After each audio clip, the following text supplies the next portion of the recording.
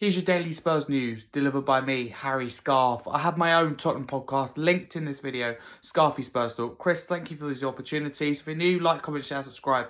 Let's get straight into it. So firstly, Jamie Carragher's had his say on Sky Sports about Tottenham and whether we will stay in the Premier League or go down to the Championship. Jamie Carragher said, I'm not sure, we were on last week and I didn't think they'd stay up. Then listen, I'd just be delighted to win. It's been so long that they've won.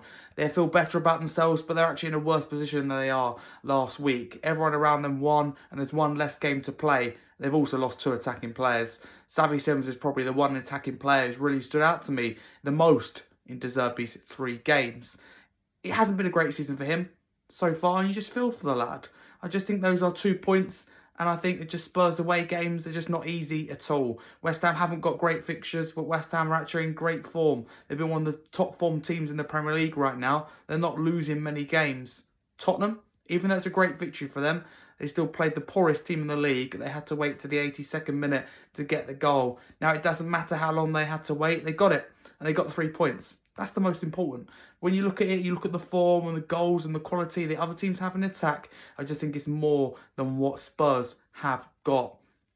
Go then, brutal honesty from Jamie Carragher. Top legend Glenn Hoddle says he and fellow legend Ozzy Ideales offered themselves to replace Igor Tudor and try and save Spurs from relegation. The words of Glenn Hoddle on the Jeff Sterling show as has followed. They never came to us. We did offer to manage Spurs. Ozzy Ideales and myself, after the Forest game, we felt there was a real problem there. Glenn Hoddle goes on to say, Ozzy and I made clear that we would go in there if they wanted us to, and they'd probably be with a younger legend as a coach as well. It felt right at that time. At the end of the game, Tudor was in as the manager, but to lose 3-0 to a team down the bottom with you at home, that's a bad sign. It looked to me as like it needed some love, like it needs some people to go in there, unite the fans with the owners, with the team, and that's why we said we would do it.